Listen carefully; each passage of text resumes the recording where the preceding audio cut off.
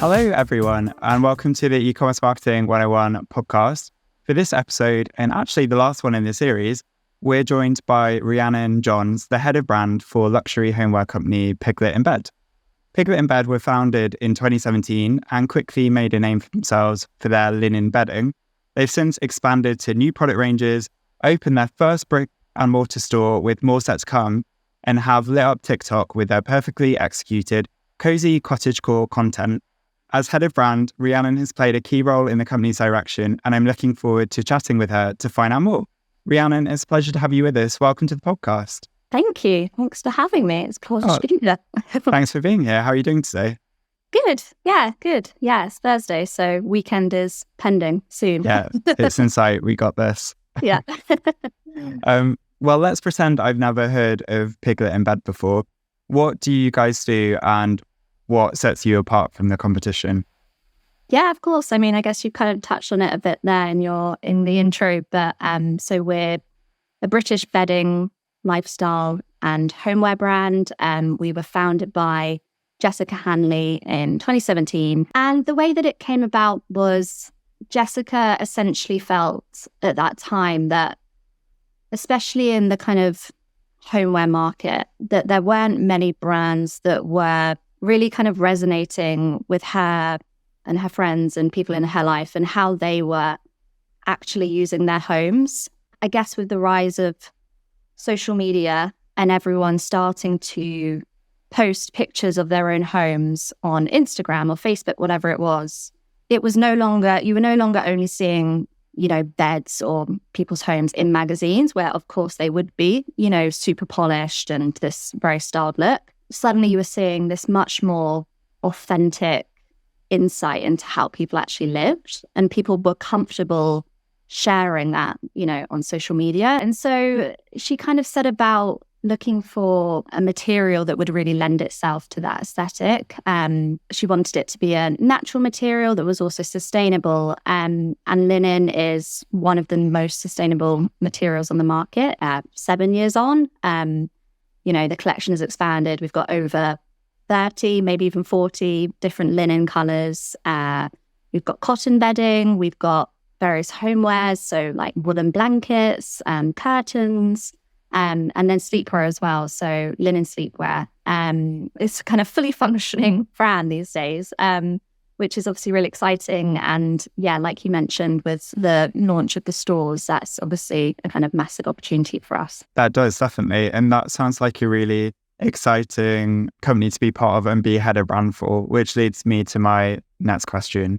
In a few sentences, in a nutshell, like head of brand for Piglet in Bed, what does that look like for you day to day? I guess it's head of brand marketing in some sense, because I lead on all the email marketing, all of our organic social, our PR. So whether that's managing agencies or doing it in-house, we do a bit of both. Any visual content, written content, working with influencers, commissioning content creators, photo shoots.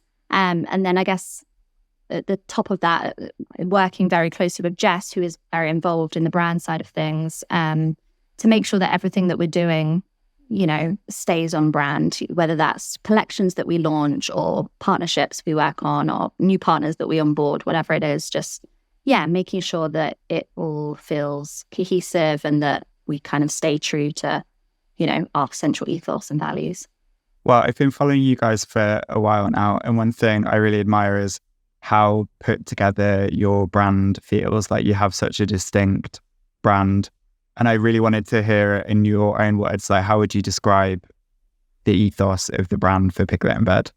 I feel like there are definitely a few different strands to it. It's almost like a person, I guess. Like you can have different parts of your personality, but they should all kind of sit quite naturally together. And also people can kind of see different elements, but it all amounts to, this one brand and one kind of feeling that you get when you see the brand on whatever it is, social media. And so I would say those kind of different elements we're definitely quite playful. And I think that sets us apart from some of our competitors. I think especially in the sleep space, it's quite common for brands to take on this quite calming and almost sleepy kind of tone of voice. And we don't really do that. We're quite bold, we're quite cheeky. And I think that comes back to, our roots. And when Jessica named the brand Piglet in Bed, like piglets are, young and cheeky and playful, and quite scruffy. So we're quite authentic in that way, and that kind of what you see is what you get. And the tone of voice that we use on social media is sometimes like a bit kind of cheeky, and we might post a kind of funny meme or, that you might not expect from some of our kind of other competitors, I guess. Some of the other things are we're definitely comfort is a huge part of the brand, and that's obviously relating to our products, but also, again, our tone of voice, but also the kind of content that we put out into the world, and that the community we're a part of, it's a kind of a very safe community. And also we create or commission content that people feel is quite comforting to watch, whether that's like morning routines or daily routines or a nice baking recipe. People wouldn't even have to be our customers to have invested in that side of us, and for them to kind of think of us in that way. And then I guess it's that rural aesthetic, kind of coming back to that lived in look, quite rustic, the look of linen. So linen kind of has these natural crinkles that, that's why there's kind of no point of ironing it, because it looks, beautiful the way it is. And you kind of have to embrace that. And that's that kind of countryside, aesthetic, I guess. And that's obviously super important to us. And nature, we take a lot of inspiration from, whether it's all of our colors are kind of inspired by nature in some way, or they're all named after something in nature. Yeah. So I feel like they're the kind of most common. Well, what you're saying about the countryside is super cool, because it links again back to what you were saying about the founding and like just founding it. And I did want to talk a little bit about the, so I'm sure one thing you'll have heard a lot as a brand marketer is maybe some founders, they don't necessarily understand the importance of having a coherent brand for D2C companies. Sounds like Jess is super involved in that. So that must be quite a nice relationship, in that you don't necessarily have to justify the importance of brand marketing. But for marketers who are maybe in that position where they have to articulate why investing in a brand is important, what would you say? Like, what would the case be that you would lay out? Yeah, it's a really good question. I think it's more important than ever. I think with the amount of, advertising, especially paid digital advertising, I think you could get so far without having a kind of strong brand presence. People could see a really nice product, click through. If they're really sold, they see some good reviews. It's a decent price point. The website's set up well. They might make the purchase, and that's great. But there's not going to be that kind of brand loyalty there. Like, what else is there to give them, or what else is there to make them come back, or what else is there to make them think, oh, actually, I want to follow them on social media. I might never buy from them again, or I might buy from them in 4 years when, I want a duvet set again, but I want to keep up with them because I guess they kind of feel like a kind of a friend, almost like someone who's in their community. I think it's super important for that, making people think of you when you're not right in front of them. When it does come to that, I think especially with what we do, that bedding, it's not it's not fashion, it's not super, it's quite a considered purchase. So it's so important for them to, not everyone is always in the position to want to buy a new bedding set. They might, move in 2 years' time, kind of like what I just said. They need to always have that in mind when it does come to that point. And I read an interesting article, I think it was last year, about like a case for brand marketing, in that like it's a channel in its own right, but it's also like thinking of it as adding compound interest to like everything else that you're doing. Is that something that you would subscribe to? Yeah, I was going to say it's also just super important, I think, to keep you on the straight and narrow. Like if you've not got that to fall back on, like when you're making decisions, like what's the kind of barometer for deciding if something is worth doing? Because it's like, it's asking yourself, like, again, as if you're a person, when you're making decisions, like, actually, what are my values? Like, is this a good decision for me? It's the exact same for a brand. You have to think, is this a right decision for the brand? And that does fall on me, but you also want everyone in the company to be totally invested and to have bought into that, and to also know, so that when they're making their individual decisions, that they can make the right ones, and also just be proud to, work for the company as well, because you'd hope that the reason they're working there is because they, it resonates with them as well. I think I personally would find it really hard to work for a brand that didn't make me tick, or I didn't have share the same values with. Yeah, you want to believe in the work you're doing. Yeah, totally. Yeah. What mistakes do you commonly see other brands making in the development of their brand identity? Is there like common pitfalls that you would advise to watch out for?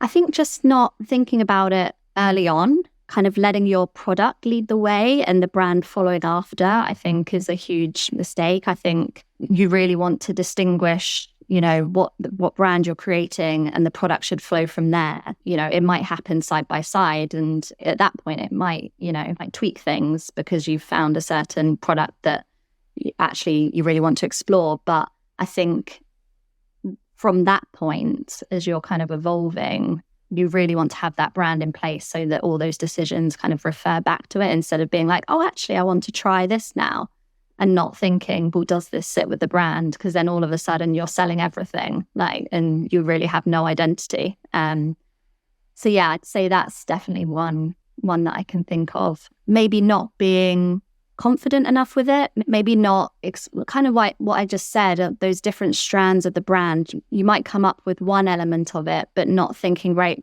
but what are all the values that drip down from there? Because that could really help when you're making decisions further down the line. And then also, I think we've definitely found that it's evolved with the brand over the last few years. I think some elements should stay as they are. I think things like I said, your mission, your values, if they're changing, then yeah, like I said, that's probably not a good thing. But things like whether it's your brand color palette, or if you're finding your tone of voice has actually changed a little bit, I think don't be afraid to think, actually, this isn't quite working for us anymore. We've definitely had that a few times, and it's always felt better when we've been like, actually, I'm not sure that really sits with us quite well anymore, and really take the time to kind of take a step back and work out, what actually could we tweak here and there.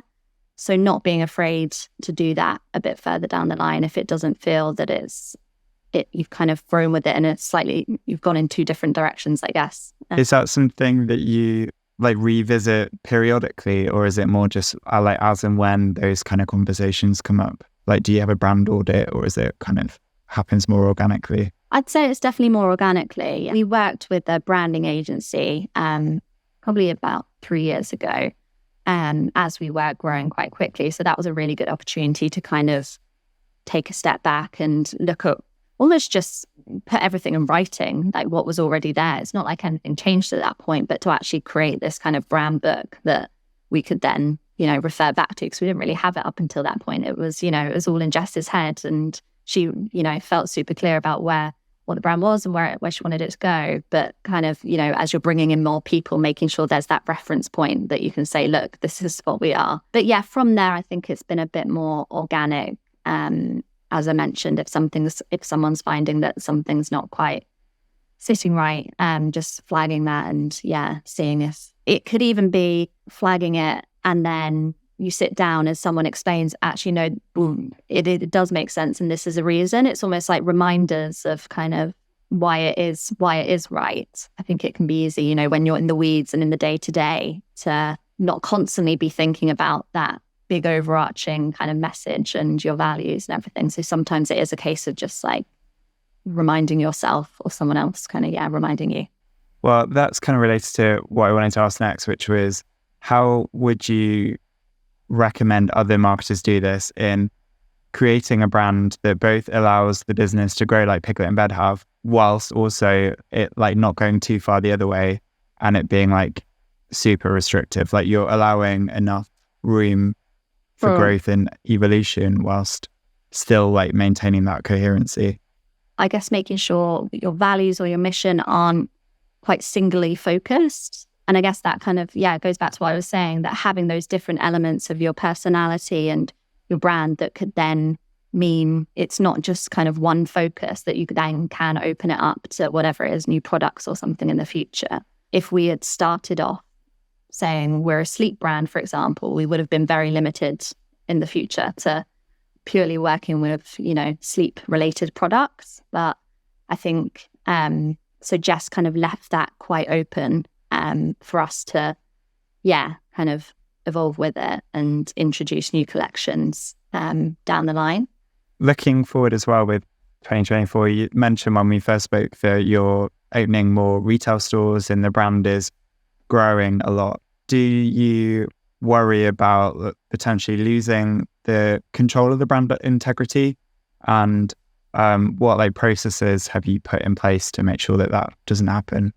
To be honest, I'm not too worried. And I think that's because we have such a great team in place. And I think having Jess, the founder, so involved with that brand side of things, I don't think it would ever kind of get to that place. But I can imagine if you didn't have a founder who was putting the brand front and center, that could easily happen. And suddenly you're just, everything becomes about targets and profits and, being in every town. So I think having someone in place, at the top who is constantly making sure that, alongside me as well, of course, making sure that everyone is referring back to that. The design of our stores, for example, Jess is super involved. We've got a design agency who also totally get the brand. They totally get what we're going for with the stores. It's not about just opening loads of stores. Like I said, it's about doing it the right way and what feels right for us. So all the stores have a kind of very Piglet in bed aesthetic. They're all in kind of beautiful old buildings, and they're all designed to feel almost like a kind of local greengrocers or your local deli, quite a kind of independent, very tactile materials, not just like mass-produced furniture. We source a lot of vintage furniture, for example. We have kind of a big wooden table. So it's really meant to feel like someone is stepping off the street and into your home or into their home. It's, meant to be very welcoming. I think that's just the key thing, is making sure that you're not trying to grow at the cost of the brand or trying new things just, because it's something you'd like to trial. I guess it really is the brand. It's just one of the most important things, to be honest. And it sounds very much like you are all on the same page as well. Exactly. Yeah. I think it's nice that it's such a lovely brand as well. I think it's very easy to find people who have bought into it. It's definitely not a hard sell. So that makes sense. Okay, wonderful. Well, switching gears a little bit, I wanted to talk about TikToks. You guys have popped up on my FYP page a lot. And again, going back to how you're describing your aesthetic, it really comes through in your TikTok content as well. So when did the brand first decide to join the platform and why? Yeah, so it was, so I started in the summer of 2021. I'd been with the brand on the agency side. So I was working at PR agencies and started working with the brand when Jess bought an agency in 2017. So we worked together closely for 2 years. And then I came in-house in 2021. And in the run-up to that, obviously was COVID, and 2020 was like the golden year of TikTok, basically, where everyone had more time on their hands, all stuck at home. Loads of creators came through on the platform that were producing, really good content that was quite entertaining. And so I, at that point, was kind of just loving the platform, basically. And I'd spotted a few creators who I'd started following who were doing these really lovely, whether it was a kind of morning routine or their daily vlog, and it was just to music. They weren't narrating it. It was just really beautifully shot. They'd, edited it to really nice music. It felt so calming, and it was so, I think, nice at that time when none of us had a routine to kind of watch other people just do really simple things like making their morning coffee and, whatever it was, like walking to their local park. And it was at that time that I was like, oh my gosh, what brand would do like so well on TikTok? I was like, Piglet. And I honestly think it sparked me then kind of contacting Jess. So I always knew, I said to her on like our first call, I was like, Piglet should get on TikTok. I really think it's a good opportunity. So anyway, sorry, long way of saying that eventually when I did start, set up the account in October 2021 and just started off by posting anything and everything really, just to kind of get an idea of what was going to resonate. Definitely I was posting stuff then I would never post now that we actually have an understanding of like what works and who our community is. It was also a safe. That makes me want to scroll back now. Yeah, I know. It was a safer place back then because there were less people on the platform. So, and obviously we had less followers, but I'd seen a few brands and kind of caught my interest when I was just kind of using the platform who didn't even have a logo as their profile picture. And I remember, and it was a homeware brand in particular, and I saw this piece of furniture and I went to the comments to kind of find out where it was from, thinking that they were an influencer. And then I'd seen other comments from people saying, where's that from? And they'd said, oh, it's actually ours. And I was like, oh, that's so clever. Like, you know, they're just being any other creator on the platform. And so I knew, you know, ever since I started that that's what we were going to do, is just post as if we were, you know, part of our community and posting things they'd post, and also kind of not being super, you know, pluggy with our product, but just creating nice content that drew people in, because people don't want to be advertised lots to on TikTok. It's very much an entertainment platform. So they want to either be educated or entertained. And so it's not about, you know, super flashy pushing your product. And so anything we were posting was super gentle in the way that we were advertising to people, really. So yeah, some of our most viral videos are just, the first one was making my guest room cozy for my best friend's first visit. And we worked with a content creator, and I hadn't even thought of the hook before we commissioned it, but she created this lovely video where she was just doing these really sweet touches to her guest room. And obviously the bedding happened to be a part of that, but it wasn't a big part of it really. But, you know, it looked lovely. And then I came up with a hook, kind of not really thinking about it that much, like not thinking about trying to be successful with it. And all of a sudden, it just, loads of people were sharing it, or they were tagging their friends because it had those points in the hook that would resonate with people. So people were tagging, saying, this is going to be you when I have my first house. And loads of people started to kind of doing that. And then people started saying, where's your duvet cover from? And then obviously that gave me the chance to go, oh, it's actually ours. We're a British brand. You know, which was super cool. And it went up to like 2 million views, which, you know, at that time was amazing for us. We only had like probably 8,000 followers at that time, and it shot up by about 10,000 followers from that one video. So yeah, we were suddenly at 20K. And yeah, and that kind of, once I had that formula, I guess, and we built a kind of a community around us as well, it became super easy to know what to post, really. So yeah, it's definitely shifted a lot in the last year. I think it's, as our awareness has grown on the platform, which is amazing, especially in the US, for example, it's obviously harder to be a bit, you know, to do those kind of videos because people have heard of us. So, you know, it's a bit harder to do. So we are a bit more product focused nowadays, just because, yeah, people do know of us. But yeah, it's definitely an interesting one.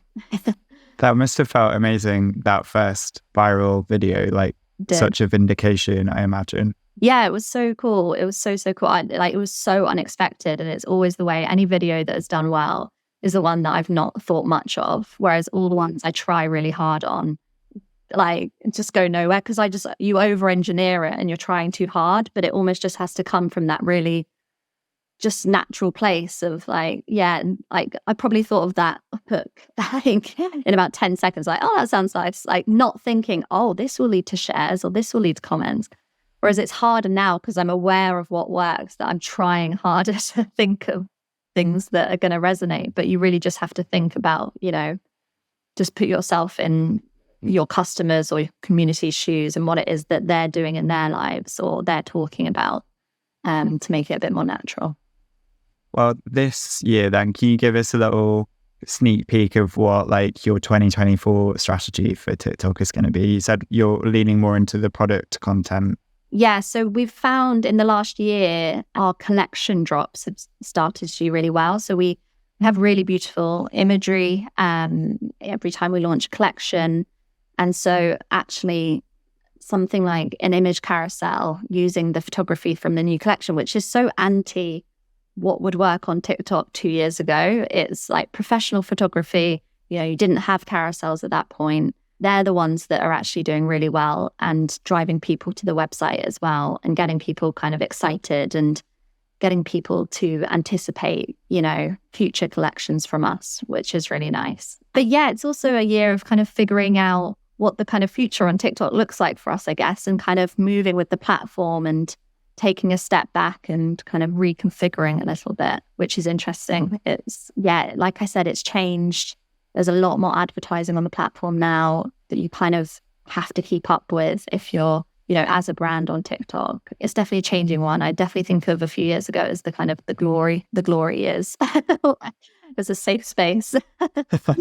No longer. Yeah, exactly. But it's nice that there are more people on the platform now, for sure. That, there's more interiors influencers and creators, who we can partner with. So that's definitely a nice change. I think it's figuring out the next stage and what that looks like for us. But I think, to be honest, the thing I always stick to is just being on the platform, absorbing the kind of content that your community are putting out there, the kind of sounds that they're using. Like, TikTok is so fast moving that you've got to be on it every day, to be honest, like, if you're going to keep up, because trends come and go in terms of like, music trends or something they're talking about, that if you're not there at that moment, if you've got to wait for a round of approvals. I think that was definitely worked in our favor as well, that Jess totally trusted me with our content plan. And to be honest, it was me just like working out, 5 minutes before uploading what to post instead of this super pre-planned content plan. I'm sure people do that, but I know I'd find it quite hard, to be honest, because it's so fast moving. But yeah, I think just making sure you're on the platform and being part of the community that your brand is a part of is the most important thing. What does that content plan look like for you in terms of the amount of content that you know that you need being produced, and how far ahead do you plan it? So if it's me creating something, then obviously it's something I can just do at home, using my bed. Obviously, I've just order the products and then create a video and then find a nice audio. We work with content creators as well. So yeah, kind of have some ongoing content creators that we can partner with. I guess if it's something a bit more, so say it's around a new product, or say that we felt like there's a gap in something that we haven't spoken about much, then that would probably be, a bit further ahead of time. I go to all of our photo shoots and, capture loads of content there, which obviously gives us stuff that we can then kind of drip feed and use when the time is right, instead of just using it all in one go. Because it might be that something is going to work better with an audio a few months down the line. So it's good to have this kind of bank of content, I'd say, that you can lean back on. How do you plan that all out? Like, is that on a Trello? How do you keep track of all of the different bits that you've going on and when to post it? It's kind of in my head. No.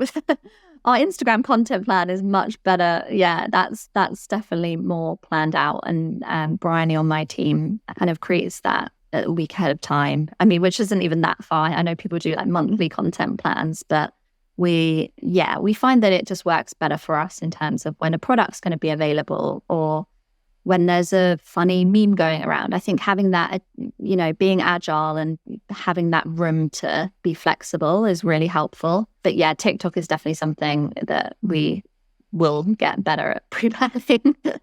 Well, it sounds like in some ways, like what you were just saying, it suits more of the nature of the platform, in that you do have that flexibility to jump on a trend or a meme. Yeah, I guess it's kind of, we have a mix. So some of the stuff is me jumping on stuff, and then some of it is commissioning content creators, a few weeks in advance or a month in advance to create something that is going to take a bit longer, that is, maybe it's around a seasonal moment like Christmas or, whatever it is, Valentine's Day. So that would be, so I guess you kind of want those two strands. You kind of want them both happening at the same time, but you put room for each of them.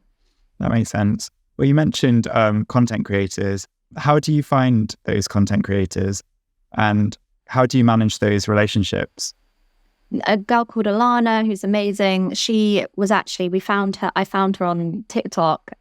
She was just a customer, and she posted this really nice video that featured our bedding, it was just, I think it was like shots around her home. And I kind of was like, oh, she's really good at making content. And obviously you don't want it to be in the same home all the time. Don't want it to be constantly my bedroom. So it's nice to have different aesthetics or, different spaces that is going to, inspire different people. So yeah, kind of just got in touch with her and, become really close over the last few years. And, we really kind of collaborate on ideas. If she spots something, she'll send me a link, or if I spot something, and we'll work out, together the kind of the hook or, what product's going to feature.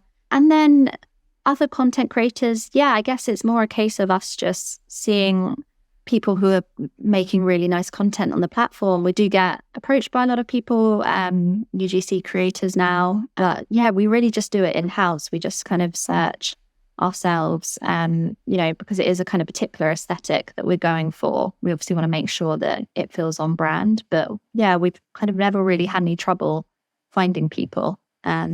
Yeah, I think also in the last few years, there's so many new creators popping up, which is really nice and exciting. So you mentioned about your audience now also being, there's quite a lot of them in the US. Are there plans to work more with US content creators too, or are you working with UK ones? Yeah, we have worked with a few US content creators. Yeah, it's definitely something we're exploring. We work, I'd say, with the same amount of influencers in both the UK and the US on kind of partnerships. It's definitely an opportunity. But yeah, we find, I guess it's not an absolute kind of must, I guess, because our Britishness and our aesthetic is what resonates with, I think, our American audience. Our collections are they really remind you of kind of an English country house or country cottage. And I think that's what people in the US really love about our products and our brands. So what challenges have you had to overcome when working with content creators? I think making sure that the brief is super clear, making sure, sometimes it's easy to not put my thoughts down onto paper if you're kind of stuck for time and you're like, yeah, they've got it, whatever, but actually they're not a mind reader. So they don't know exactly what I'm thinking. So it might be that they style in a slightly different way to what we would go for. So yeah, we've kind of built out quite a detailed creative brief now, with examples of what works for us and examples what doesn't work for us, which I think is really important. But yeah, I feel quite lucky. We've not had kind of huge challenges, to be honest, other than that. But yeah, I feel like that's something we kind of learned over the last few years and improved upon. Well, that creative brief, I think, would be really interesting for our listeners. So you said about the types of content that you want to see and the types that you don't. What else would you say makes a really good, tight content creative brief? Having all of your, deliverables listed in there, all the kind of the small details. I guess I treat it quite like a photo shoot now. So include the kind of lighting that is going to work best for you. Include any props that wouldn't quite be right, or pieces in their home that wouldn't quite be right for your aesthetic. The length of the video, whether you want it produced on an external platform or in TikTok itself. Lots of kind of mood board shots. Yeah, and then just examples, I guess, of styling, and any formats that don't quite kind of resonate with your audience, I guess. Okay, well, I think that's almost it for my questions. I wanted to ask you first before we go, are there any other brands in the digital space that you go to for inspiration or that you think are doing particularly well with their own brand marketing? Yeah, I mean, a brand I'm obsessed with from the brand side of things, and I don't think it's new to say it at all because I think that a lot of people think this, but is Patagonia. I think they are such a shining example of having such a clear brand that they stick to till the end. Like their values are so clear, and and everything they do, is just such a shining example, I think, of the content they create. Like they produce such beautiful videos that have nothing to do with their products, but it's whether it's giving back to a kind of community or, whatever it is. I think they're a kind of shining example, I think, of just always sticking to your values and not veering far from them. Yeah. And then I guess other brands, I think Outdoor Voices are really lovely. We've looked to them for inspiration before, and they've got a really lovely website where their tone of voice is and personality is super clear, kind of who they are. It's beautifully designed. They've got that one brand color, this lovely blue that is kind of, that you think of when you think of the brand. We kind of went through that process of, like I mentioned earlier, if something wasn't sitting quite right, we realized that we had some set brand colors, but we didn't have one color that really stood for us. And actually, if you think about it, all of the brands that come to mind, like Dossier, for example, Outdoor Voices, whoever it is, they're all going to go out of my mind now. They all have that one color that you think of. And I think it's powerful. So we kind of went through a process of being like, what is our brand color? And we realized that this peach color that was part of our palette, and we were using it on Instagram quite a lot. It really resonated with us. It's kind of the color of Piglet as well, which obviously helps. But for me, it was like this perfectly evoked who we were. It wasn't a pink. It was like this peach that felt slightly cheeky. That was a really nice moment of being like, yes, we're really sure. And we all totally agreed. It wasn't like someone's like, no, I don't like that color. Like, it felt very natural. And we were kind of growing up and being super confident about who we were. Peach is quite a kind of daring color as well. Like, not everybody's kind of comfortable wearing it. So I quite liked that we were like, yeah, we don't care. Like, that's our color. Like, perfect. Okay. Well, thank you very much. So that's the end of the podcast. It's genuinely been a pleasure. You're also officially closing out the first season of the podcast. So thank you for doing that. And I really enjoyed talking with you. Oh, thank you. Yeah, it's been awesome. Anytime. And for those listening at home, thanks for joining us and all the best. Thank you so much for listening to E-Commerce Marketing 101, How to Grow Your D2C Brand. If you enjoyed this episode, don't forget to subscribe to the series for actual tips you can use in your own e-commerce marketing. This podcast series is brought to you by Dash. If you need to get your visuals in front of potential customers faster, or you're sick of spending too much time sending assets to your retail partners, then we might have just what you've been looking for. Take a lead from leading e-commerce brands like Passenger Clothing and check out Dash.app. Just go to Dash.app to take out a free trial and try it for yourself.